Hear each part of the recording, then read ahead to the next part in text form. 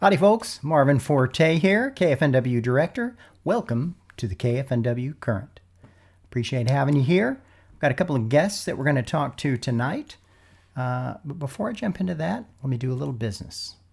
First of all, let's thank our sponsors.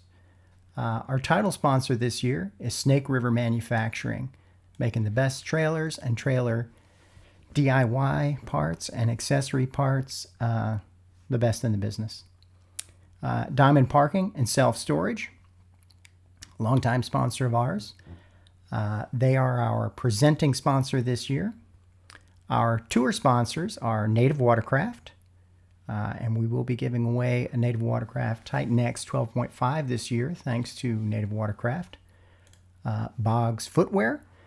Boggs is a tour sponsor, and they've also donated a bunch of free shoes and boots, so we'll have those at all of our events this year.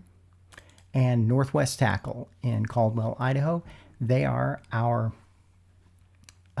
media sponsor this year, so they're a big part of why we're able to bring you the KFNW Current.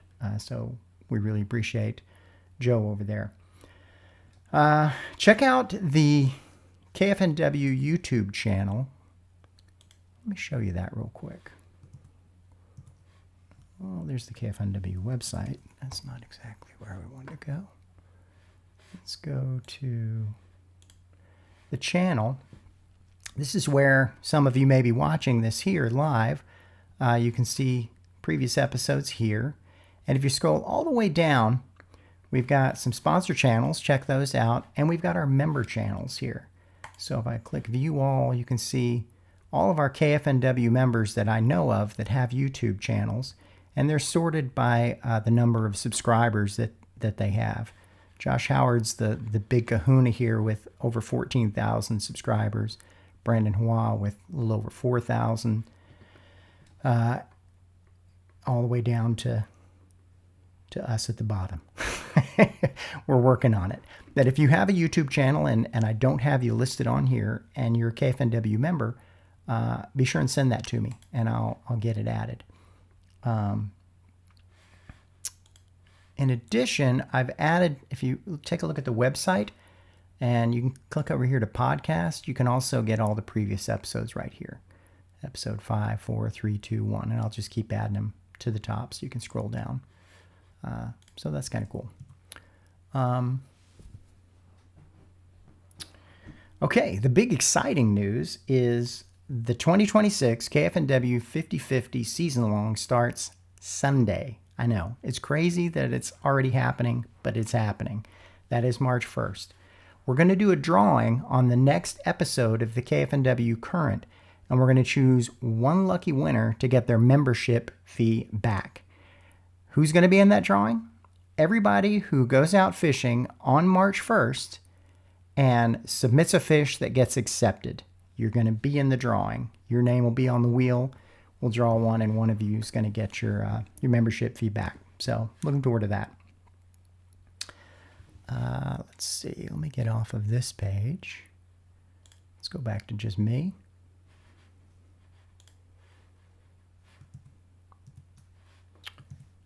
If I can get all my notes organized here. In kayak news, there's a couple of new kayaks on the market that I'm not sure if everybody knows about, but I encourage you to check them out. First of all is the Native Watercraft Hammer, the Hammer 1210. The Hammer 1210 runs motors, bow or stern, while still functioning as a solid pedal kayak thanks to the new X-Range drive that folds flat to get out of your way. 12-foot 10 with a 36-inch beam. It's ready from the factory for serious electronics builds. Has a weight capacity of 650 pounds, which is crazy, and is molded and assembled here in the USA. Native is the presenting sponsor of the Bassmaster Kayak Series and a proud tour sponsor right here at KFNW. The price on the hammer is $3,699. I am rocking a hammer this year. I'm finishing all my installs on it, rigging it up, and I've had it out on the water a couple times already. I'm really excited about it. It's a cool kayak. It's quick, it's nimble, it turns really well. It's got decent primary stability and really good secondary stability. So it fits my fishing style really well. Another new kayak on the market is the NuCanoe Unlimited MAX. They took the already popular Unlimited and upgraded everything. Bigger open deck, reinforced hardware, 22 feet of aluminum track, 4 through-hull wiring ports, and plug-and-play motor compatibility, all in a footprint close to the original. If you loved the Unlimited but wanted more room to go all in on rigging, this is it. $2,499. Last in kayak news, the Hobie iTrek Angler just won 2026 Kayak Fishing Product of the Year, a fully inflatable kayak SUP hybrid with Mirage 180 drive, H-rails, and motor compatibility. An inflatable that doesn't compromise on the fishing experience. Great option for travelers or anyone dealing with storage and transport challenges. I'm sure all of you saw the news about Damien Tao landing a 27-inch, 18 3/4 pound largemouth in California.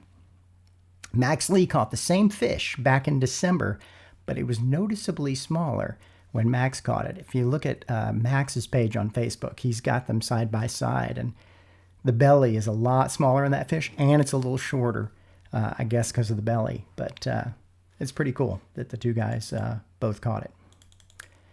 Those guys are regulars in the native event. They've both fished it, and Max did have or held a record for a while, tied a record for one of the largest largemouth ever caught in the native events.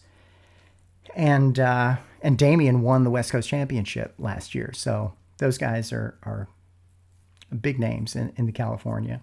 Wish we could get them up here to fish. We'll have to work on that. The 2026 Newport Bassmaster Kayak Series, presented by Native Watercraft, is already underway. The season opener was February 7 to 8 on the Kissimmee Chain of Lakes in Florida. Let's take a look at that real quick. I think I have it handy here. Here it is. Ryan, I'm going to butcher that name, Madowitz, had 194 1/4 inches, caught total of 22 fish to take first. Wyatt Hammond took second, 190 3/4 inches. Greg Polek took third with 190 1/2 inches. And if you take a look, none of those guys are from Florida. Pennsylvania, North Carolina, Pennsylvania. In fact, we got to go down quite a way before we get anybody from the South. Ewing Minor in 6th place is the first Southern guy from Tennessee. And there's Florida, Devin Holbrook down in Florida. So they did make a showing. Big bass of the day was a 24 3/4 inch largemouth. Impressive. The other event I want to show you is the very first of the year. Also, the Native Watercraft No Limit Big Bass Power Hour on Santee Cooper in South Carolina. Garrett Chavis just ran away with this one. He had, let me see, I think I have down here how many fish he caught. I thought I did, but I didn't write that down because it doesn't show it in the No Limit Big Bass Power Hour format.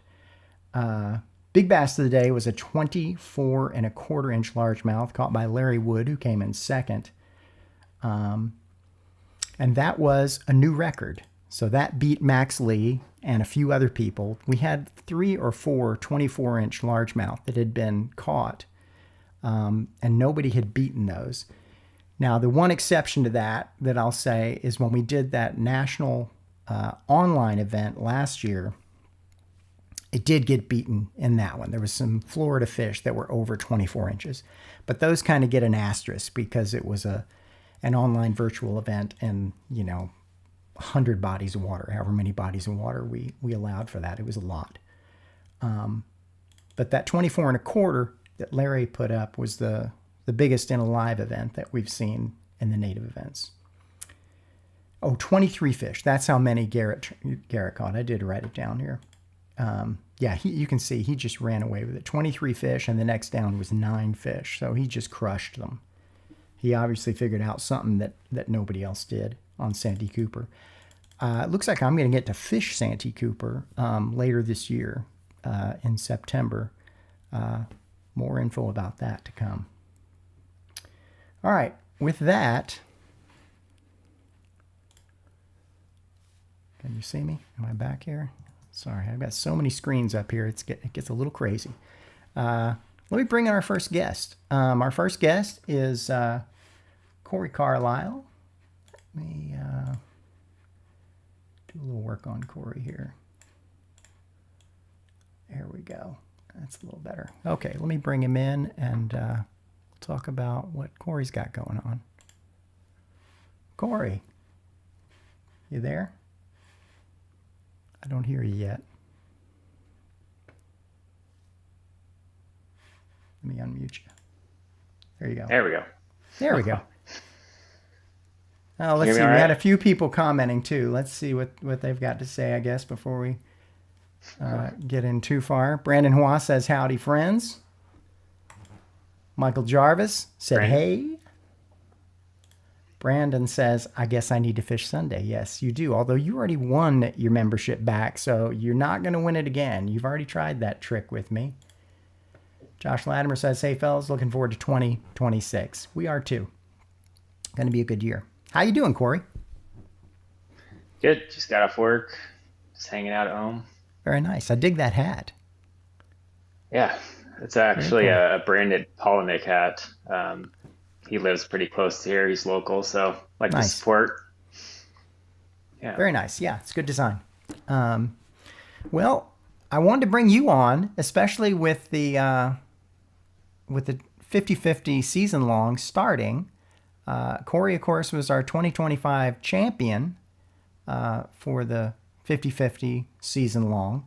So I want to dig into that a little bit. But I guess before we dig into what you've done last year and what you're going to do this year, tell me a little bit more about the fishing history of Corey. When and how did you get into fishing and especially kayak fishing? Yeah, so started fishing like probably as young as I can remember. My dad was always into fishing, and we just he used to take us out and never did any like tournaments or anything like that. Just fun fishing. Sure. Mostly bass, walleye, trout occasionally. And then we actually used to live on a lake nearby, Liberty Lake. And so pretty much all through high school up until like maybe my junior year of high school, we lived on the lake, so we're just fishing off the dock. We had a paddle boat.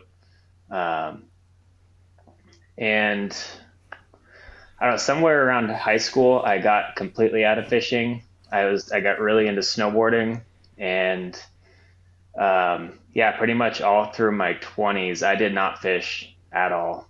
And then my brother, who's also into fishing and got really into tournament fishing, he started messaging me. Gosh, I was probably like 32 that time.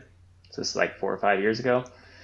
And just asked me if I wanted to go out. And so took him up on the offer, went out a few times, and I don't know, something just stuck, and it just had a lot of fun. It was a little bit different than I remembered when I was younger. So they had a bass boat too, so of course that makes it different. Yeah. Yeah, a little more accessible. You can get around places a little bit better, more efficient. So started going out with them quite a bit, and then just in the last 4 years, I kind of learned about kayak fishing. One of my buddies at the gym, he fishes out of a kayak, and we kind of just started talking, and he kind of showed me what he is, like a Hobie Pro angler. So that was kind of what he used, and we got into talking fishing every time we were at the gym, and eventually I just ended up buying my own. The Old Town that I have, just a PDL 120, And so yeah, I think I got that 4 years ago, and just kind of started going off on my own. I mean, when you go on a bass boat, you got to pay for gas, and it's a whole thing, and so you can't really get out as much as you would like to. And with the kayak, I mean, you pay for your gas money in the car, and that's about all the expense it is to get out there. So I was able to go out double or triple the amount of days that I could go with the boat. So yeah, I just got really into it. I mean, I kind of struggled a bit. um, just it's a lot different than a boat. You have to Sure. learn how to maneuver the thing and use the pedal drive and all that. So it took me a good year to really like figure things out. And then the second year got like really into it. And again, my buddy at the gym, we started talking about like swim baits and targeting like bigger fish and things like that. And that's really what drew me in big time. The like traditional fishing is completely different than like fishing for big bass. You're targeting like one fish usually, maybe two, three if you're lucky a day. Whereas when you're like conventional fishing, you're fishing for bites. I mean, you might stumble on a giant, but that's not what you're there for specifically. So You can't go seek them out either. It's a lot harder to track them down. Yeah, yeah. So with that, it was a lot more of a challenge, and it really intrigued me. So I got super into that, and then found these online tournaments that are kind of regional, like you guys. It's Washington, Oregon, Idaho, and BC, and it's a 47 sweatshirt that I'm wearing. They do online tournaments, so that's where I started. Did those, and they have an annual swim bait tournament where all you can use is a 6-inch or above swim bait. It's a month long, and you submit fish just like our online tournament. So I ended up doing some of those and ended up doing really good, and then started doing some more research into the tournament side of things and found Kayak Fishing Northwest. And yeah, I think my first year I signed up for a Coeur d'Alene event. I want to say that was 2 years ago. I didn't do very good at all. And I'll say tournament fishing is vastly different than fishing for big bass. They're two different things. So the strategy that you need to go into tournament fishing is a lot different. So that's something I had to learn real quick. And then I jumped into the season long super late that year, and because I didn't know anything about it. And I can't remember what happened. I didn't have a membership or something, so I think that's exactly right. Or... You had submitted a few fish, and I went to judge them, and I'm like, hey, you don't have a membership yet. And it was right at the end of the season, and you just bailed. Yeah, and I was not in contention for a top place or anything, so it didn't really matter. And then last year, I kind of decided to do more of the tour events, and then obviously the season long as well. It's sort of like a might as well is the way I look at it. It's like, especially if you're going to fish the tour events and you're going to go out and fun fish some, you might as well sign up for the season long, right? Because you never know. I mean, you could catch your personal best and have that on the record, like, sure. What if Josh Duggar or Rick over in Idaho, who had a 23 and a half and a 23 inch smallmouth, both of those guys, what if they weren't signed up and couldn't submit it to something and have it on the record and like have that in the record books that they caught some of the biggest fish we've ever seen? Like that's how I look at it. Like I'd hate to go out and catch a giant and then not be able to post it anywhere. And that's what I think the season long, especially for somebody like you, who you just get out and fish a lot and catch giants. So it's cool to have something to do with them. Yeah, I mean, I would be fishing this way whether I did the tournaments or not. So this is just kind of a way to compete a little bit and keep track of the fish. I always keep a log and everything, but it's kind of cool to see how you stack up against other people in the area and catching what size of fish and all that. So yeah, absolutely. Yeah, and I don't know. It just makes it. It gives you just a little bit of extra drive too. I feel like when you go out there and you know that you can submit it if you catch something worth submitting. And of course, with the change we made, where now it's 14-inch and over fish. And I've noticed a lot of people who submit regularly to the season long, they don't even bother uploading something unless it's like a 17 or an 18, and then they'll upload it because the 14s are going to get culled out anyway. Yeah. At some point, and you're not going to win with a 14. You're not going to be in contention anywhere in the top 10 or 15. Yeah, it's tough though because the one small fish you don't submit might might hurt you because it might add to your total. It can but only if you're not going to. I mean, like I said, if you've got a 14 in your bag, Yeah. you're not going to be in the money because that's what we saw. If we were to, I should have pulled that up while we were talking about it. In fact, I can while we're talking and pull it up. But you got to be kind of. You got to be at least in the 17s, 18s to have a real shot at placing.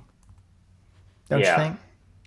Oh, for sure. Yeah, I think to be in the top three, you're going to have mostly over 20-inch fish, but I still upload the 18s, 19s, just because you never know. You might not catch a smallmouth that your fifth fish is 18 inches. That could make a difference. So. Oh, absolutely. I mean, those will count. But yeah, I'm curious. Let's see if I can pull it up here quickly. Am I logged in? No, let me log in. Then I can get right to it. Let's take a look at last year since we're talking about what you did last year. Let's go to the web page.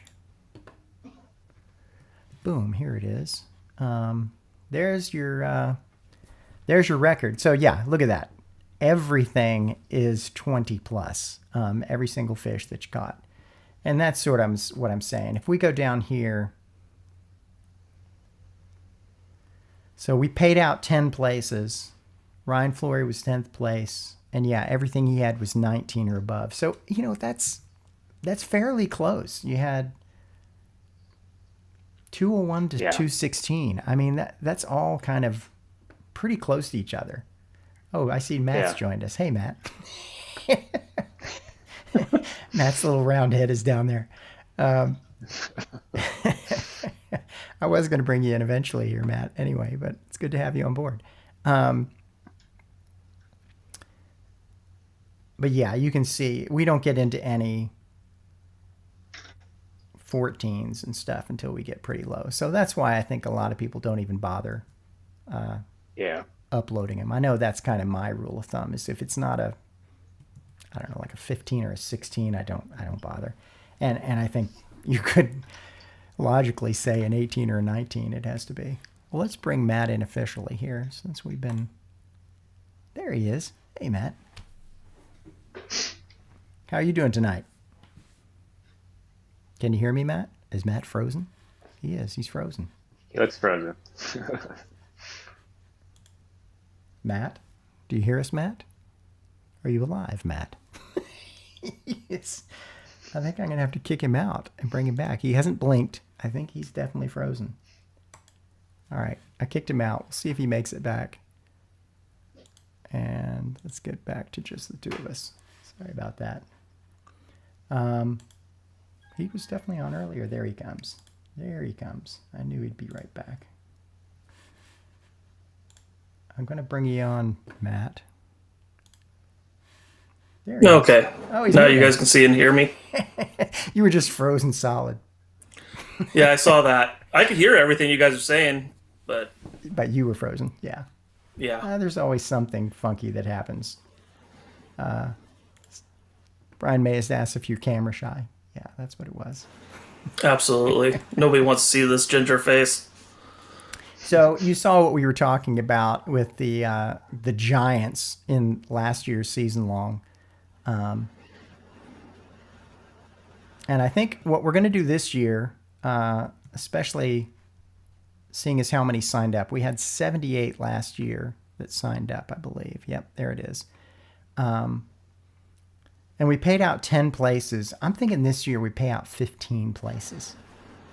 I like it because what it does is it encourages more people to do it. Because if we give all the money to Corey, then nobody's going to want to participate. But if I spread the money out over like we did last year, 10, and then this year if we do 15, especially if we can get, close to 100 people signed up, a lot of people have a shot of at least winning their money back. And so then why not? If you're going to win $50 or $100, yeah, definitely keep owner that $600 so you don't have to pay taxes. Well, that's a good point too. If that's all they win, they probably won't have to. I won't have to give them a 1099. That's true. I'd be frustrated if I won $601. We've had a couple that have won like exactly six. It's 600 even. They get a 1099, 600 or more. And we've had a couple that are like right there, 600 or 601 or 602. Yeah. But yeah, that kind of stinks. They're like, can I give it back? Can I give $2 back? Yeah. So we talked a little bit about 2025 and the season long, and we've been talking a little bit about 2026 and payouts. What are you thinking? I promised everybody you'd have all your waypoints for where you caught your fish when I brought you on board.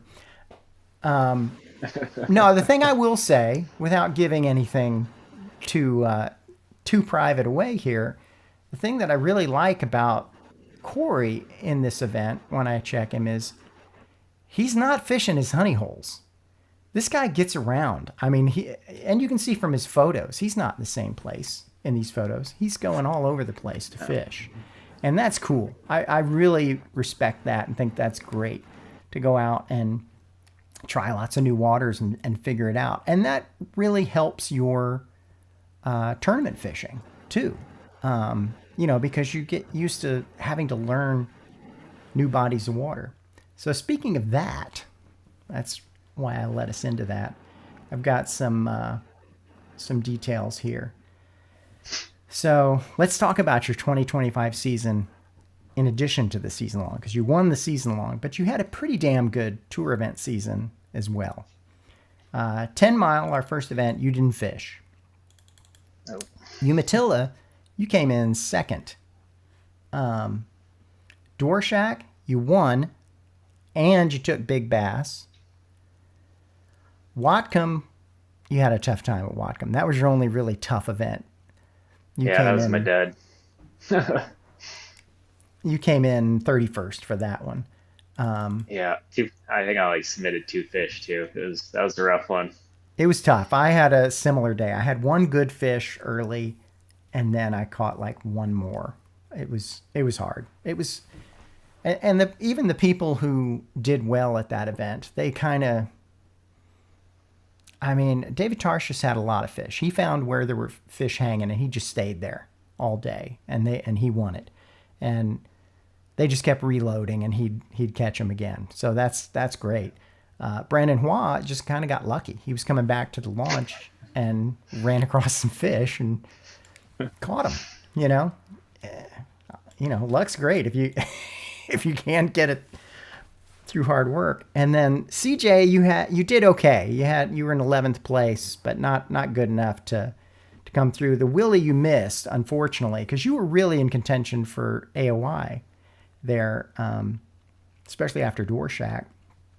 But then with not fishing the Willamette, and then CJ, and I remember I ran into you at CJ, and we sort of fished near each other for a while. And it was just, that was kind of tough as well. It was easy to catch a lot of fish there. They were just all small. It was a tough one too.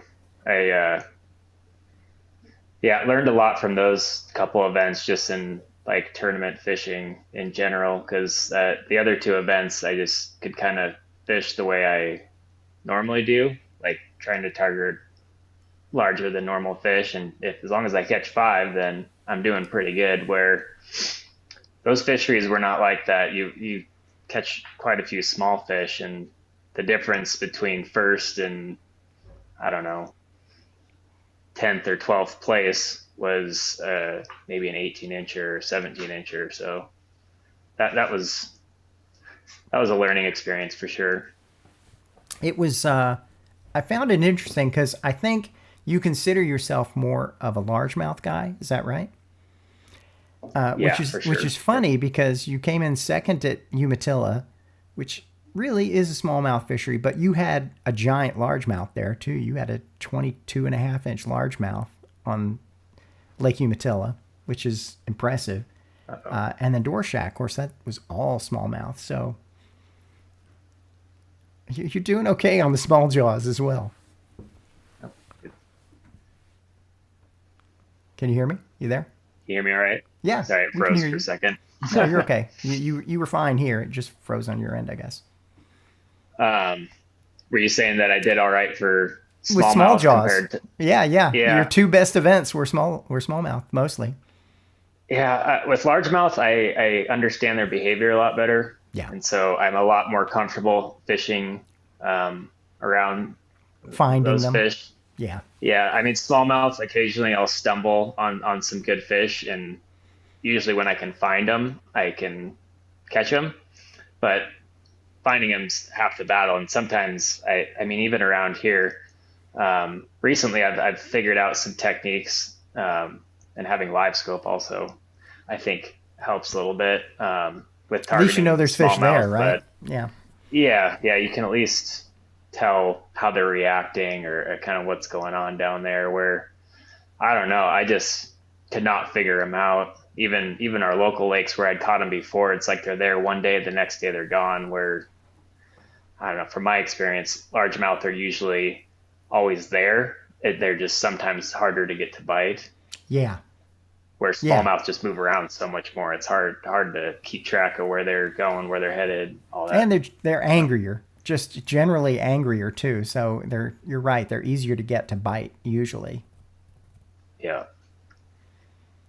So. But yeah, you had an impressive season with those 6 events, and then the classic Potholes.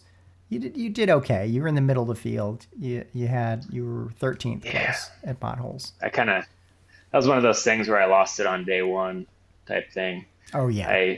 You can't recover. Yep. No. I found a spot in practice, and I pretty much sat there all day because I had over 90 inches, and then the next day they just weren't there. So that was another one where I don't even know if I got a limit, but it wasn't enough to even be in contention. The next day I went and just kind of fun fished, threw around some big swim baits, and actually ended up doing had a decent score. Yeah. So Robert Motherwell had a similar classic where day one he didn't do that great, and he sort of, I don't think he had a limit, and so he wasn't in contention. But then day two, I mean, he just crushed on day two, and we were fishing very close to each other on day one. I'll just say that. You both made the same mistake on day one. Huh? Yeah, that's great. Well, we'll be back on Potholes for Tour Event 1, April 25th. We lost Matt again. He just vanished. Uh-oh. I wondered why he was so quiet. He must have been frozen up again. There he comes. Sorry, Matt. Yeah, hopefully some redemption on Potholes this time. That was the first time I really fished it in my kayak. So, well, it'll be a very, very, very different body of water at the end of April than it was when we fished it in October. It should be gangbusters. I mean, it won't be like fishing mats yet, but at least they'll be up shallow. They'll be up shallow. Yeah, they should be. And especially, and I was going to talk to you about this too. It's been such a mild winter. And so we've seen a lot more of our members out fishing all winter long. And you are one that I never saw you stop. You just kept going all winter. No, once or twice a week for the last, as long as the weather holds up, I just keep going out. There are some of our lakes that freeze up that even did this year, even though it was mild, but there's a handful where you can still get out there and catch them pretty good. So, and for those who don't know, you're up in the Spokane area, right? Yeah.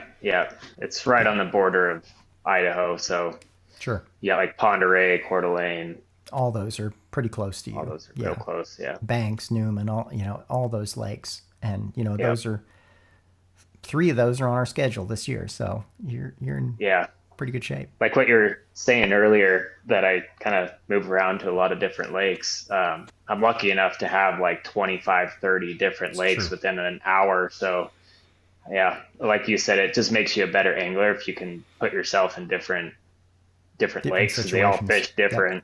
Yeah. So I'll get stuck and I'll figure out a place. And then as soon as I kind of wear that out and the big fish aren't there anymore, then I switch it up, go to a different place and try and figure that one out. Sam X said this year and last very mild. Last year, I don't know. Last year still was kind of. Yeah, it was colder last year. Cold, I still got out quite a bit, but this year's been crazy. I mean, it's in the 50s this week. I know. It's been, and it hasn't been that wet on this side at least. I don't know if it's been as wet there, but there just hasn't been much rain or snow either. It's been kind of dry and warm. All of our mountains, like for skiing and snowboarding and stuff, have been terrible. They've barely been able to open like 10, 15% of the mountains and stuff. So yeah, it's been rough, but at least you can fish.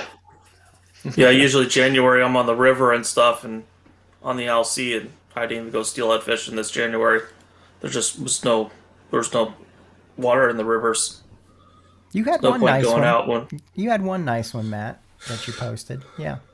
Yeah, I caught one, but I think that was in December. It may have been early January, but it's hard to drive an hour and a half, 2 hours on a low river. So. I hear you. Yeah. Well, yeah, I don't know what that's going to do to the season. It's going to be interesting to see. I don't think there's been as much snowpack because of it. So we may see lower levels later in the summer, but hopefully it doesn't make the forest fires worse. We'll just have to wait and see on that. I think we had some flooding, a couple months ago. And so a lot of our lakes around here are actually at full pool right now, or pretty close to it, just retaining that water that got kind of dumped on us really early. So Sure. I'm hoping that sustains and the water levels don't get too low. It's usually our snowpack that keeps them full, and then the spring rings that really fill them up. But yeah, we're not getting the snowpack, which is not good. Yeah. We'll see how it goes. So what are you throwing these days when you're out there in the winter? You said in the winter? You said you're doing a swim bait only online as well. So so the swim bait only tournament usually runs in April. Oh, okay. April, It's May. only 1 month. Got it. Yeah, they do a couple throughout the year. There's one that's a swim bait only tournament. One's a topwater only tournament, and that's in the summer. And then the last one's like a fall tournament, and it's just like an all class, any bait that you want to use. But the swim bait one, you have to use a bait that's larger than 6 inches. So when you submit your picture, you have to take a picture of your bait on your catch board to show that what you're using. I did bring a couple baits with me just to kind of show off. You want to see the big ones or the small ones first? Hey, I'm We'll start equal with opportunity swim bait user, so I'll like to see them both. So here's maybe a smaller one that I'd use. This is called a Citizen Working Class Zero. Sure. That's what Damien was throwing, was a Working Class Zero. I don't know that it was the Citizen. I don't think it was the Citizen, but I don't know if you can see that. That thing's been chewed up a little bit. Ow. Yeah. You've been catching some tiger muskies on that thing? No, that's all bad. I did catch one tiger muskie on it, but most of this is just bass teeth, just chewing it up. But this is a good on the smaller end of the spectrum.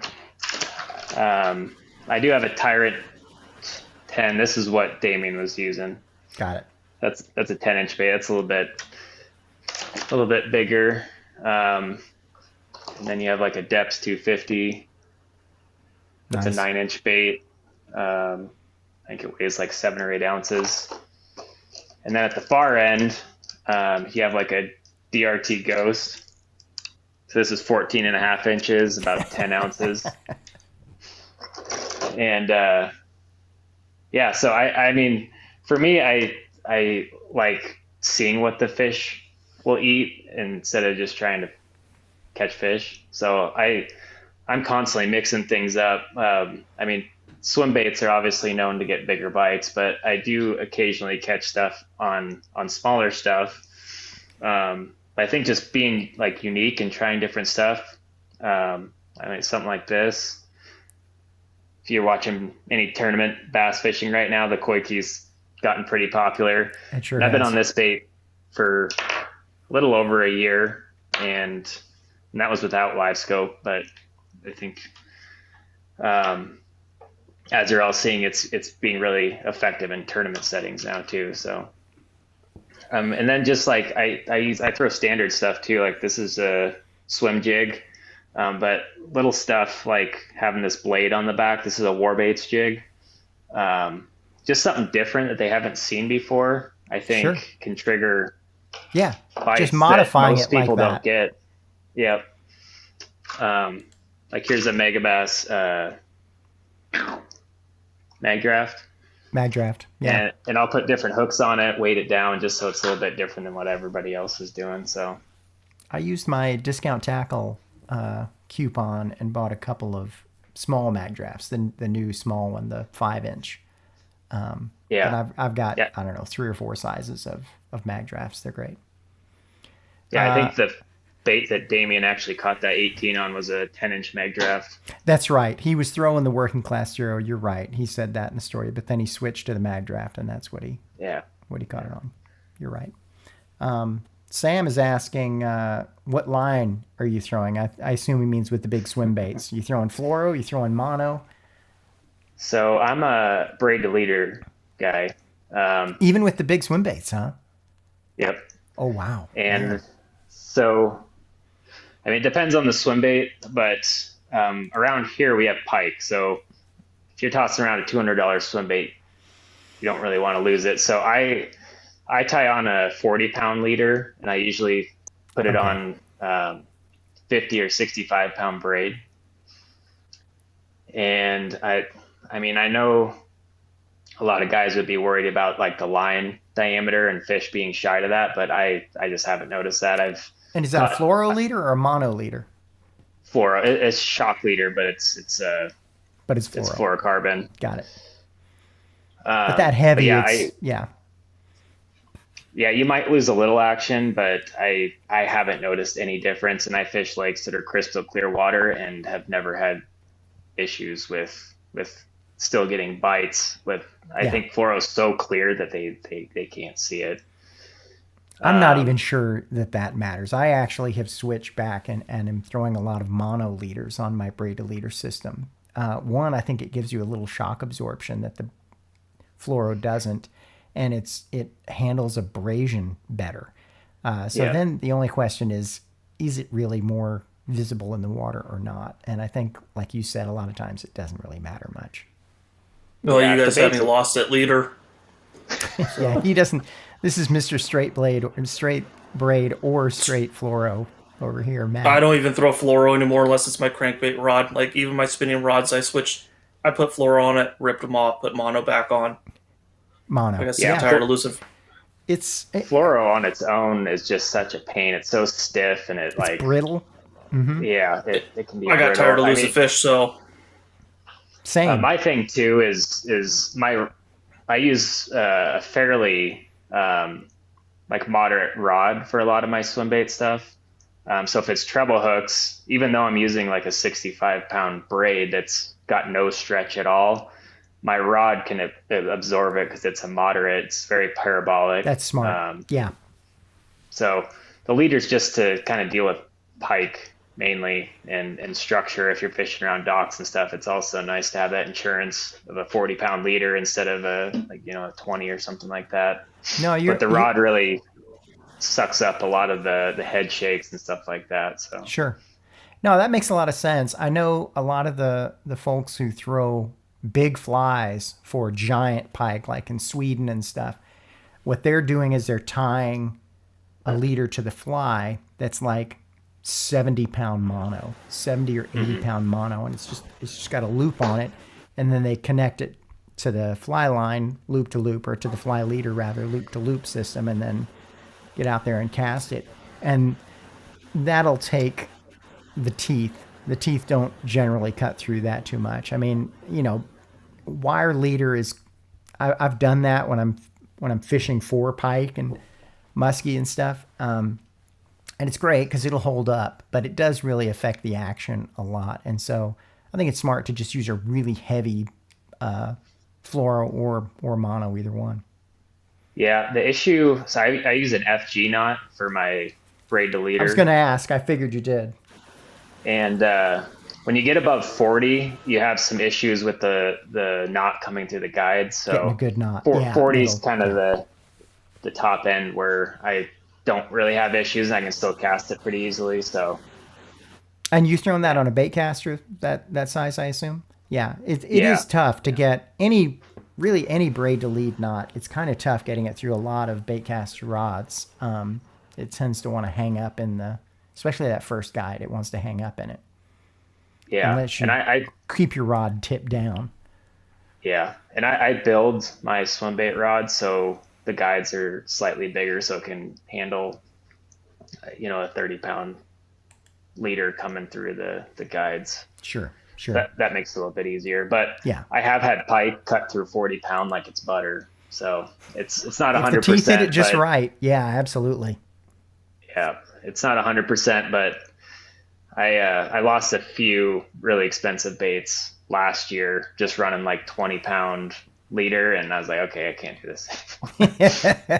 That's kind of what keeps me from It's throwing expensive. more swim bait stuff. I threw them more actually in Arizona because there were so many big fish there, and so the swim bait bite was pretty good there, and there were a lot of trout stocked in those lakes and stuff too. So it was a pretty good thing to throw. But I haven't thrown it as much up here in the Northwest since I moved up here. But you're inspiring me to pull them back out and start throwing them more. Yeah, you need to, it definitely takes time. You got to put a lot of time on the water to, one, figure the bait out, figure out where the fish are. And then if you get a few bites, you gain a lot of confidence in just throwing that, and it makes it easier to go out and actually target fish. But getting your first couple bites is half the battle, because it can be grueling. And you look at like this Depths 250, it's 10-inch bait. You're like, what the heck's gonna eat that? But you'd be amazed. Like you get 2-3 pounders that swipe at it, and you end up catching them. So they're hungry fish and they're angry fish, and they just like to investigate everything and attack anything and see if it's food. Yeah, they're very curious creatures. I think more than people really understand, because they'll like that Quakey ball. This thing, I mean, what the heck is that supposed to be? It's certainly not imitating something else. There's no sea urchins in the lakes. But they're just curious. And then Brandon says, Corey for AOI in 2026. So that's our AOI from 2025, nominating you for AOI. Hope so. I'm gonna definitely put in more effort to the tournament side of things. I'm hoping to do more events this year to give myself a better shot. I ended up fishing Watcom and CJ Strike just to try and see if I could get a shot at AOI there, but it wasn't my year. So hopefully this year I can make some adjustments. Very cool. Do you think you're going to fish all 5 tour events? The only one I'm on the fence again for is 10 Mile, just because it's a 10-hour drive. Man, it's right up your alley, though. You'd love it. I know. I wanted to go last year too. I'm like, this lake sets up so good for my style of fishing, but it's a haul. It really does. But we'll see. I hope to be able to do all the events next year. All the others. So. Oh, yeah. That's great. Well, that one's 10 Mile is, I don't know, which is further from you, Cascade or 10 Mile? They're both pretty far from you. 10 miles furthest from you, I guess. 10 miles. Yeah. Yeah. Cascade is like 5 hours. I 5 think, hours? 5 or Yeah. 6. And 10 miles probably more like 7 or so. Yeah. Yeah, it's a haul. It's a haul for you. I get it. It's even a haul for me down there. It's 4.5, something like that. So Yeah, it's only 2.5 hours for me. That's pretty close. Yeah. That's going to be the close event for me. So that's great. It's I really wanted to do West Coast Championships last year too, but that is a. You going to come down and do it this year? Haul. We'll see. I want to do the Bassmaster event. I think if I had to choose. Okay, between Brandon's the two. event. Well, I was super excited to fish Brandon's event. I was excited because it was an event I was going to get to fish and not be a TD or anything. And then I'm not going to be able to do it. I'm going to Phoenix then. I'm not going to be in town. So I'm not going to be able to fish it, unfortunately. I think there's a Bassmaster event, though, at Clear Lake this year. There is one down in California. I know they were looking at changing the date on it. I'm not sure if that's been announced, the final date or not. I kind of lost track of it because the date they originally had conflicted with the Native event. Gotcha. But yeah, that'd be another one. It'd be worth going down and doing that if you don't do the West Coast Championship. But I certainly encourage you to go down and fish Clear Lake. You would love that too. Yeah. It is big, angry, mean largemouth. Brandon says it's going to be in June. It's the weekend after 10 Mile is when the bass event is down on Clear Lake. I'll just stay down there then. Just stay and pre-fish. Fish and Exactly. drive down. That's probably what Brandon's going to do. It's my guess. Yeah, might as well. We've done that before. I went down to the West Coast. A few years ago, we had an event down on Crane Prairie, and then the next weekend was the West Coast Championship. So Kagan and I just hopped in the car and drove down to it was on the Delta then. It wasn't at Clear Lake. That was the year it was on the Delta. So we drove down and pre-fished the Delta for a few days before that event. Nice. But yeah, I'm signed up for Brandon's event on Umatilla, so I'm looking forward to that. So, well, that's cool. Yeah, it'll be a fun event. I really wish I was fishing it. And Umatilla fished. I mean, you won it, so yeah, that was a great event. That was fun. So that was also the Native event. You did really well at the Native event. You didn't win it, right? I did. You did win it. I'm sorry. I was thinking. I knew there was something. That's right. You came in second in our event, and you won the Native event. I got it backwards. I knew one of them you did a little better than the other.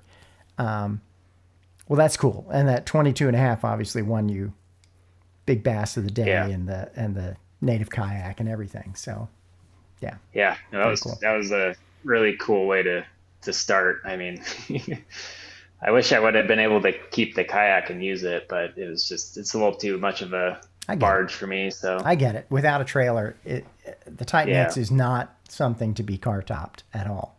No, it's tough. Yeah, I still got to fix the dent on the side of my car. I don't know if everybody knows about that, but Corey was picking it up to put it on top of his car, and he grabbed the thwart bar. Those who use Natives know what I'm talking about. It's the bar that the pedal drive is held on by, and it's just held by two little plastic clips. And he went to pick it up by that, and it popped out, and he whacked the side of his car with the Titan X. Yeah. And he's got a nice car, so it kind of sucked. Like, my car's already got a big dent in it, and I'm like, meh, big deal. Yeah. Yeah. So just get a truck, then you don't have to worry about it. Just gives it character. I know. I put some miles on the car, too. That's what I'm mainly worried about. Driving to all these events, I need just a beater to get me to A and B. Leave the race car at home. It's true. Especially if you're doing any sketchy launches and stuff where you're going back on washboard roads and stuff. Yeah. Yeah. Or get a trailer. Or get a trailer. Yeah, both. Maybe this year. Yeah, we'll see. All you need is a couple of big wins. Nice. Yeah, those Snake River trailers look really cool. They're I awesome. was Yeah. scoping out Brandon's last year, and it makes launching look so much easier. Just the process, pull up, 5 minutes, you're in and out. Like, It's great. I got like a 30-minute process to get my kayak off the top and everything in it and launched. Yeah, they're smooth. I mean, I pulled one home from Idaho and didn't even know it was back behind my truck. So Yeah, with the tight necks on it, you dragged it back from Idaho, from Door Shack. Yeah. That's great. Yeah, I love mine. Mine's sort of a hybrid. Mine was another kayak, and then they worked on it. Steve worked on it and made it sort of an honorary Snake River manufacturing trailer. So yeah, but it's got the same cool features that theirs does. It's just a little simplified. And they're working on a new model that is sort of like mine. It's really a little more simplified version that if somebody just wants to get started with that, and then they can add to it. They can add components to it to kind of enhance it. I think that's a smart move on Snake River's part. yeah, it's a really good idea. Kind of have a little starter. Yeah. Yeah. Well, yeah, he likes to talk about it as, he wants to be the Yak Attack of trailer stuff, so that he's just building all these parts that you can kind of tinker toy it up and make it what you want, which is cool. Yeah. No, the Yak Attack stuff's awesome. I have decked my old town out with all sorts of random stuff, and it works really well. Yeah, love them. They're back as a sponsor this year, an in-kind sponsor. So we'll have gift certificates at all our events for Yak Attack as well. I haven't made the formal announcement for that yet, but they're back on board. Yeah, I'm glad to hear that. From the Native event, I had one of the hour bass, and I got like a $200 gift card from that, and I bought one of their what is it called, carts. Oh, really? Man, that thing is the bar cart. Yeah, yes, bar cart. Mm-hmm. And man, that thing is like, it's so nice. Like Matt says it's the most over-engineered cart. He looks at it, he's like, whoa. Yeah, but I gotta say though, with super the bar, nice. I have the bar cart, and I used it with a couple of my kayaks. Now I've got the trailer, so I'm not using the cart very much anymore. But I had the tight necks before the Hammer, and I used the bar cart for the tight necks a couple times, and it worked. It held up, but it felt like I was pushing the limits when I would put that tight necks on it and roll it.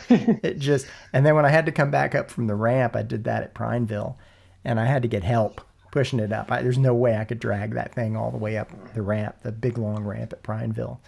But yeah, it's a solid cart, and it's nice how it folds down pretty small, and you can take it apart even. Oh, yeah. Get it really small. Yeah.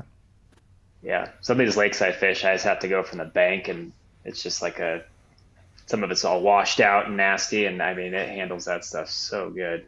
Yeah.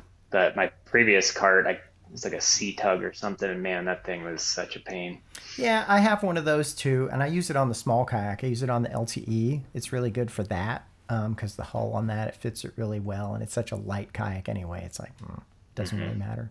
But yeah, I've had that for years that I've used on different kayaks. It really just depends on the hull shape. Some hull shapes, the bar cart doesn't work well on, and the sea tug doesn't work well on. It just depends. And Matt had the Wilderness cart that he was using for a long time, and that's really a nice cart, but it doesn't work on certain hull types either.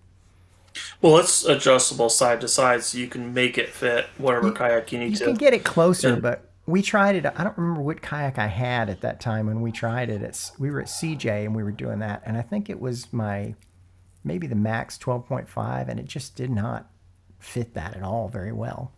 Well, did you adjust the arms in or out so it? We did. Yeah. We did. You could get it okay, but it just wasn't great with that particular hull. I don't know. The biggest advantage of that thing is I've got the sand tires for it, so anytime I go to the coast, those you can't. Any hard tires, you just can't use in the sand. You got to have sand tires. Sand and even mud. It's hard in the mud if you don't have sand tires. It's kind of hard to get through that too. I've run into Well, those that sand tires on cement kind of sucks too because they're so squishy. Yeah. It drags. Really. Yeah.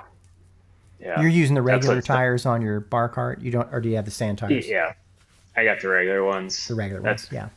Yeah, my setup's light enough Yeah. that I brought it through sand and it does fine. But that's what's nice about the Yak Pack. You can just buy the set of sand tires, they snap on, and you're good to go. You don't have to buy a whole nother cart that has sand tires on it. So Yeah.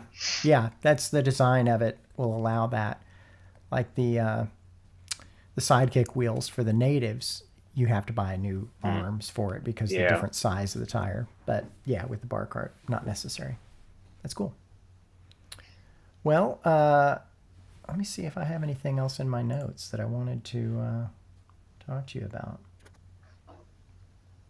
Oh, yeah, I've got a subject that I want to talk to you guys about. I'd like to get both of your opinions about this. And anybody else, we've got a few here that are watching. One thing that's new on Tourney X, and we're seeing a bit of a trend towards this, is this idea of video release. And one of the reasons we're hearing more about it is because there were a couple of high-profile cheaters last year, both of which I ended up being involved with. I ended up DQing both of them and talking to both of them on the phone when it went down. And it's sort of, this is what happens with the cheating stuff is someone in a more high profile event will cheat and get caught, and then people are talking about it. It's all the buzz for a little while.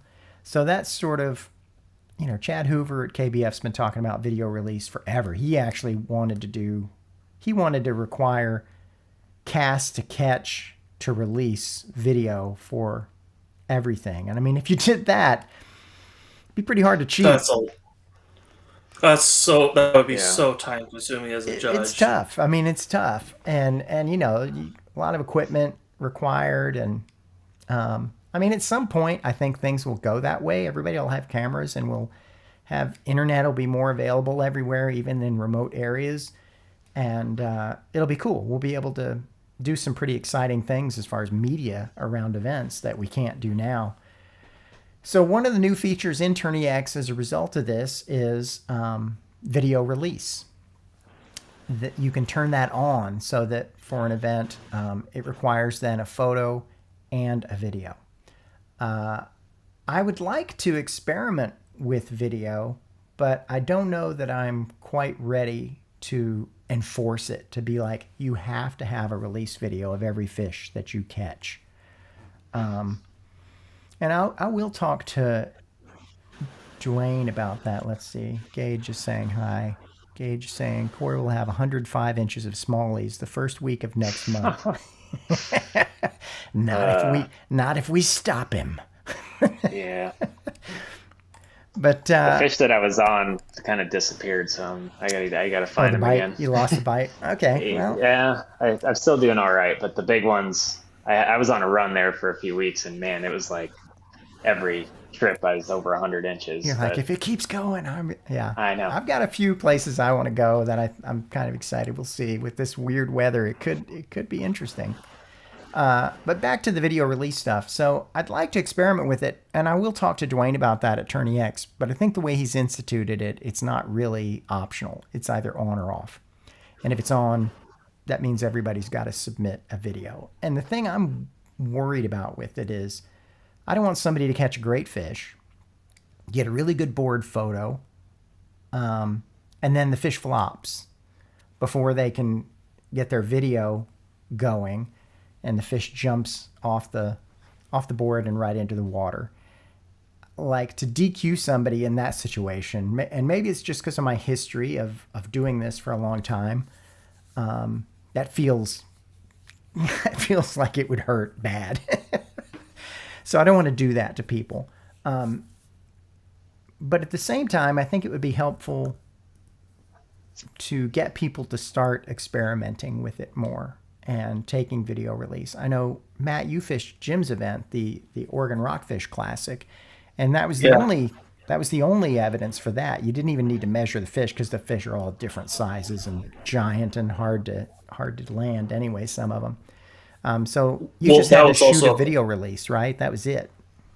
Yeah, it was a video release, but you also had an armband, and it was a point-based system based on species. Right. So obviously, I mean, you go out in the ocean, you've got dozens of species that you can catch, whereas we're targeting largemouth, smallmouth. I mean, that's pretty much it. Yeah. So, totally different format.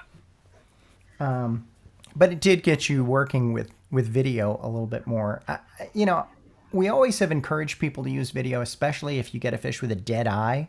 Like that's a really good practice for everybody to do is if you get a fish with a dead eye, I recommend that you take a video of that fish and release it so that we can see that it's alive. That's really what it's about. When the eye is dead, sometimes it's hard to tell if the fish is alive.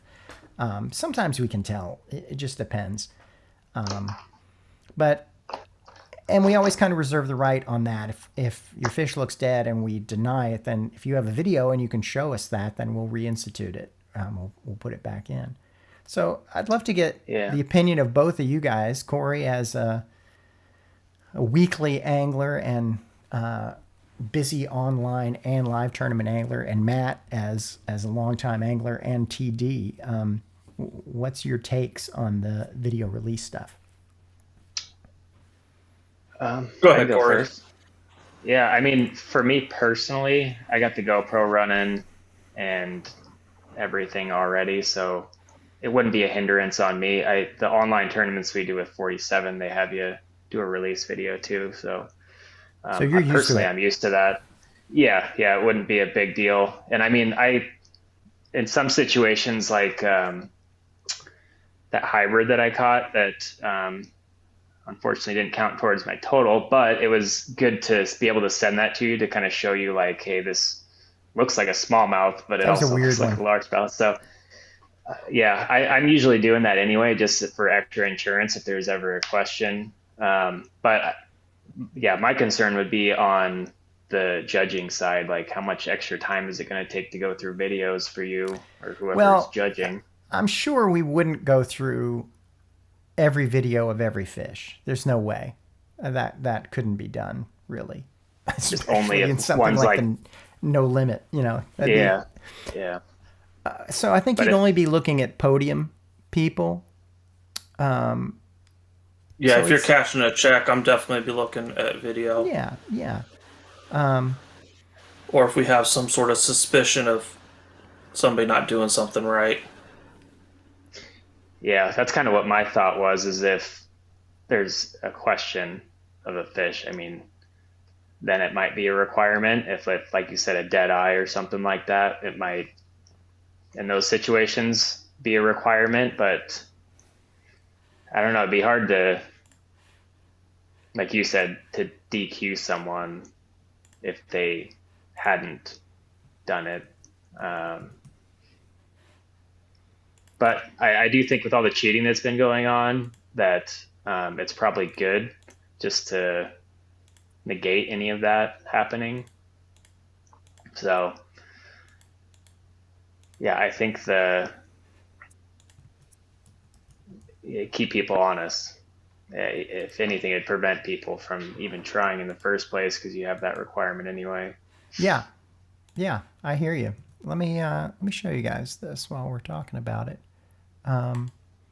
So this is one thing I did want to start doing here on the KFNW Current is I'm going to start going over a rule just about at every one of these. We'll just go over one. And that way, if people are watching this, they'll slowly, it'll seep into their brains. But you can see right here, this is that rule that we're just talking about. If you've got a glossy or damaged eye or it appears dead, you should record video evidence. We don't say you have to, and we're not going to look at every one, but if it's in question, we're going to ask to see it. We're going to ask if you recorded a video of it just to, just to make us feel a little bit better about accepting it. It provides proof of legal catch and live release. It's encouraged for all submissions to avoid disputes, because that's what you could get into. You could submit a fish like that, and even if we accept it, somebody could dispute it. And if it gets disputed, then at that point, we're going to ask to see a video 100%. We're going to want to see a video. Now, is that video going to be uploaded to Tourney X? Is Dwayne going to allow It that? doesn't, not in our rules. With what our rules are saying is just record it and have it on your phone. This new feature on Tourney X, yes, and it's a live feature on there now. I can go in right now and turn on a tournament where it's photo and video. Yeah, And I'd like to try that Yeah. out in areas that don't have good cell reception because well, I that's the mean other thing. some anglers like depending on what service you have or if you have a potato for a phone that just Yeah. doesn't want to upload. Well, or a I mean carrier that's that just doesn't have service where we're at, or very good service. Like sometimes it's very hard even to upload your photos, let alone a video. I mean, yeah. that's a Yeah. lot bigger file. Yeah.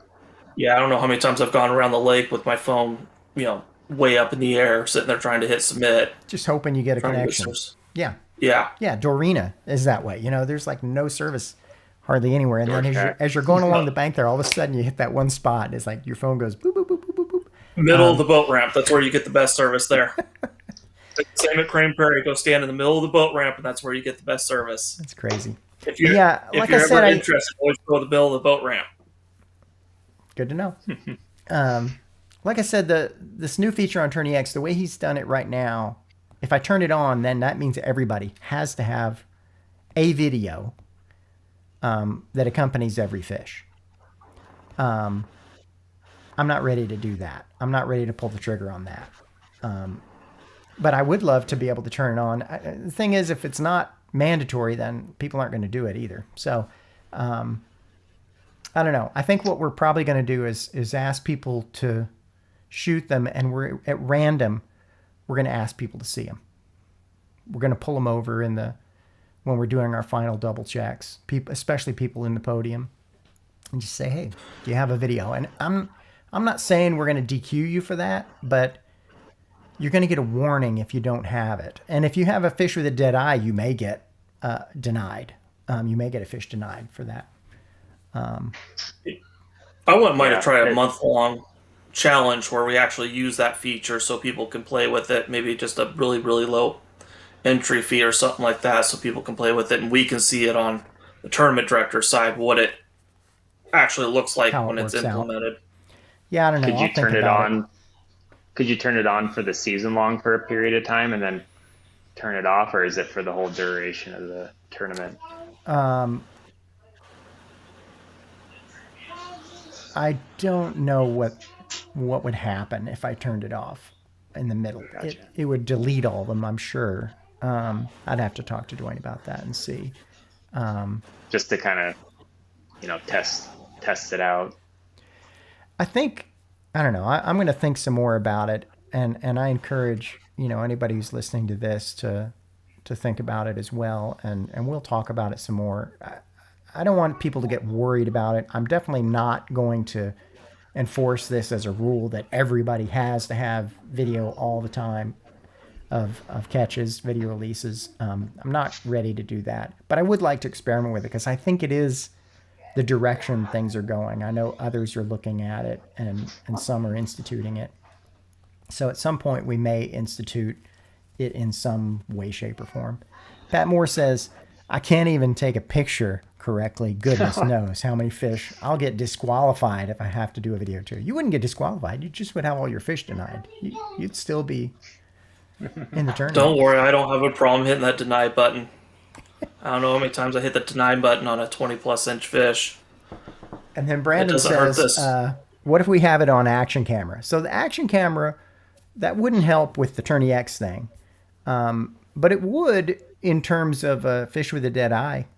If there was a fish with a dead eye and we said, hey, Brandon, show us on your action cam, steer it to where that fish was and show that fish swim away. You let it go and swim away. Then, yeah, that would ensure that your fish didn't get denied. I don't know. It's the world we are moving into, I guess. Cameras all over the kayak. Don't worry, Brandon. We'll check all your videos. Even if you don't catch a fish, we're still going to check that video. No thanks. Well, I think, according to my notes, I think that's about everything that I had. We talked about the we didn't talk too much about the tour event season. A little bit we did. You said you were going to try and fish most except for maybe 10 Mile. Yeah. So let's do a quick review of the tour event season. Let me get back to the web page. All right, and we'll go back here to the home page. Yeah, you guys can see it now. Great. So here they are, and these aren't completely done, but the event details are on here for Potholes now. So you can go here and see the details for the Potholes tournament coming up. This still needs some tweaking and fine-tuning, but it's a work in progress. There's a lot of to be announced kind of stuff in there, but it's a start. Then 10 Mile, May 30th. Lake Cascade, I'm kind of excited about that one. It fishes a bit like a bowl, I understand, like a big bowl, but I used to do that a lot in Arizona, so should be interesting. Some people are super excited about the Banks Lake event in July. It looks cool. I have not been there. I haven't been to Cascade or Banks, so I'm kind of looking forward to checking both of those out. Yeah. Have you been to Banks, Corey? I haven't. Oh, and it's not even far from you. Yeah, they're pretty close. So I'm sure I'll end up doing probably both of those ones. Sure. And then Pend Oreille, of course, is not too far from you either. No, actually, I don't have a ton of experience though fishing that lake, so that'll be. Well, you pass a lot of good water to get to that, so I get it. Yeah. Why go further when you can go closer? Yeah. I know John Bush was always excited about us going to Pend Oreille, so I'm sure he's excited about it. It's a really good fishery. There's giant smallmouth in there and largemouth. That's what I understand. And then the Columbia River down this way, the Bonneville Pool, which also has some giant smallmouth. There's very few largemouth in that pool. I personally have never caught a largemouth in that pool. Have you, Matt? You haven't caught any largemouth in there, have you? I don't think so. Anybody watching? I haven't caught a lot of largemouth on the Columbia to begin with, and when I have, they've all been, like 8, 10, 12 inches. They've been dinks. You got a big smallmouth in the Bonneville Pool. I was with you when you caught that one. I'm talking largemouth in general. Yeah. Yeah, Brandon and Michael, I think you're still here. You guys ever catch a largemouth? Brandon says one, like 7 years ago, maybe 14 inches. So yeah, it's not known for largemouth, definitely, but there are some big smallmouth in there, so it's exciting. Oh, TJ has joined us as well. Corey Schmory, just bring some sandpaper and scissors to the launch and pay his kayak a visit. His kayak, what about his fluorocarbon? A little sandpaper on the fluorocarbon? Yeah. Fine. Yeah. No, don't do that. Michael said I gotta check my kayak for air tags now. Track you down. Yeah. Did I miss that? Did he say that up here? Or he told you that in person? No, yeah, we were messaging earlier. Oh, I gotcha. Okay. Made a joke about it. Well, I think that's about... Go ahead. What you got? I was just going to say, I think all of those events, I should be able to do 10 miles up in there, but I should be able to make it. The only one, Potholes on the fence about, just because we're expecting a kiddo the week in between those two tournaments. Oh, you told me that. That's right. Everything goes right, I'll be able to make both, but oh my gosh, if things are delayed, or I don't know, it might mess up Potholes, but we'll see. Well, good luck on that. I mean, it's good that you're saying you'll only miss one, because Brandon has kind of set the bar high for you with AOI, and this year, with only 5 events, it's best 4 out of 5. So you can only afford to miss one and have a shot at AOI. And really 5 is better, because then you have one gimme, one mulligan, just in case you have a bad event. So yeah, it'll be do or die. If you're doing 4 out of 5 events, you'll have to do well at all 4 to have a shot, I think. But we'll see. Yeah. Well, cool. You got anything else, Matt? Anything I left out? Nope, I don't think I have anything else. Cool. Well, it was great having you both on board to talk about this stuff. And I'm looking forward to it. I'm looking forward to getting some fish on the board that we can judge. Matt does a lot of the judging of the online. I help him out quite a bit, but he does a lot of it. And between the two of us, we do almost all of it. We'll get Jim involved if we need to, or other people, especially if there's a fish that is questionable. You know, we're like, is that? Yeah, it's so. This last year was so much nicer, just having the one season long though, and Oh yeah, it made it a lot easier on us. when I was doing the KFNW season long, Oregon, Idaho season long, plus both the monthlies in the States. I mean, I was judging like 5 events a month. We were all doing a lot of judging then, and it was hard. It was hard with like 4 of us to keep up with it. There was times I'd sit down for 2 hours a day, you know, 2-3 Just times judging. a week. Yeah, I think it's more competitive this way too, having all 3 states It was against each other.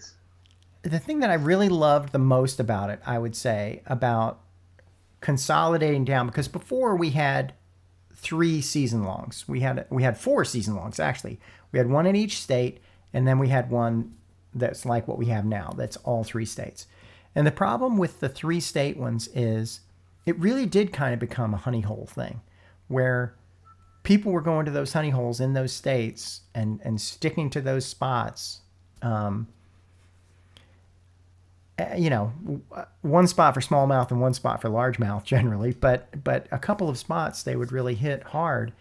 And so it kind of took some of the thrill out of it. And the cool thing is, if we go back and look at that real quick again, I think I still have it up right here. So let's look at where these people are from. So you got Corey, who's fishing all over, and you're from northeast Washington. Joff is more on the western side, but Joff gets around too. He fishes all over the place.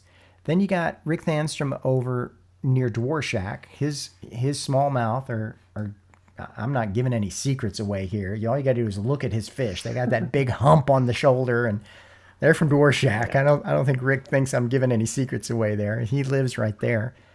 Pat's in western Washington. Michael Jarvis is in this kind of Portland area. Josh Howard is in western Washington. Brandon is in Hillsboro, just outside of Portland.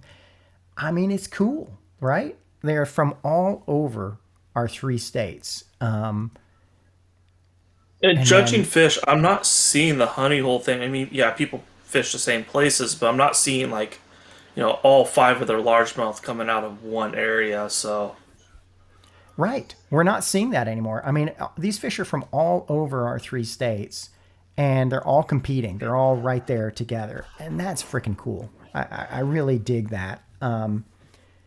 And I think any of our 3 states could win it easily. I mean, we just saw there in the top. Let's see, where was the first Oregon? In the top 5, you had all 3 states separated by 10 inches, 9.5 inches. Anybody could have taken it. That's close. Especially if they take Corey out. Just put a hole in his kayak. It'll take him a while to repair that. So, yeah, I think as long as we're dealing with northern strain largemouth, then it's a fair field. You get into California and you get into those like F1s, then you're seeing like 24-inch fish. Yeah. Where they stocked them in Arizona when I was there too, and they were babies when I was there. They were just fingerlings. But now those fish are getting a size in Roosevelt Lake, and they're pulling some giants out of there. Somebody caught a 23 or 24 out of there this year, and my PB there was a 25, and that was not Florida strain. But for around here, I mean, 22-inch fish is pretty big. I mean, they still get into 23, but it's a lot more rare than what you see. And they're different fish. They're big, fat, haggard, Yep. beat up old fish. Yeah, it seems like Matt's the caught northern one fish. like that. Yeah. Yeah, they quit growing, lengthwise, and they just start going like this. Yeah. Yep. Well, that's cool. So, I'm yeah. glad we got that last little bit in there, because I think that's an important thing that I forgot to say is wherever you are in the tri-state area here in the Pacific Northwest, you got a shot. You can find giant fish. Gage is catching giants down in southern Oregon and submitting them. We got people in every corner of our 3 states that are really catching big fish. Yeah, it could literally come down to one day. If you get 5 of the right bites, you can shoot up into first place. That actually happened to me last year in one of my online tournaments. I was leading all the way until the last week, and a guy from Oregon had just like the day of his life and knocked me out. And so, I mean, it could happen anywhere. Oh, it totally can. And you can go to a tournament and have a hell of a day at one of our tournaments in an area that you don't normally fish. And that's the beauty of it. You can submit those in the season long as well. And that 22.5. I mean, that was your biggest fish of the year, right? Yeah. Well, you I had another one that was 22 You had another and a half, 2.5. That's right. You tied that. Yeah. But there you go. You caught one of those 2 in a live event. And a door shack fish counted too as a 21.5. So that was 2 fish from tournaments that counted towards.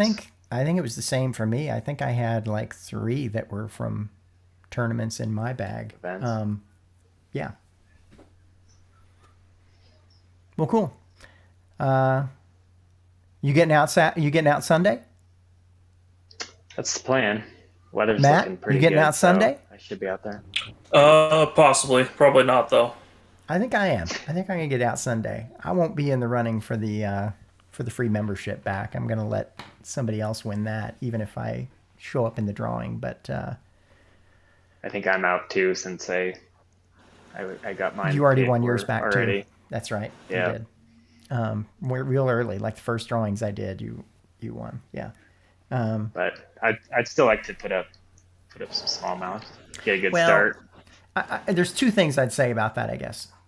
I think getting in early and getting some fish on the board, it feels really good because then you feel like you can ride the wave, right? You're up on the board, the wave's carrying you, like I'm doing well. But we've seen it. People can come back from nothing, and even if they don't fish till April or May, they can just come in and catch right up. So, you don't want to give up the whole spring. That would be kind of tough to recover from if you didn't start fishing till July or something.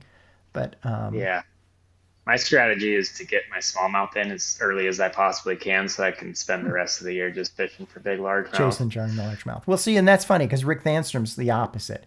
Because he's near Dvorak, so he's hitting Dvorak hard, and he I think he had like a full bag of like 20s at Dvorak of smallmouth, but he had small largemouth, and then he's like, okay, well now I got to go find largemouth and chase them, and he did. He found some great largemouth. I mean, he came in 3rd place, 4th place, so he figured it out, 3rd place. Yeah. Well, cool. I hope everybody gets out. I hope we do even better than 78. I hope we get 90 people signed up. Payouts will be pretty good. And like I said, I think I'll pay out 15 places probably. If I can get the numbers that high, we'll probably pay out that many. So it won't be a huge payout, but it'll be good. Yeah. No, I look forward to it. Could be a good season. Yeah, I'm excited about it. Well, I'll let you guys go. I appreciate both of you, and I guess I'll be seeing both of you fairly soon as well. Yep. You all have a good night. Yep. Everybody stay safe thanks on the for water. having me on.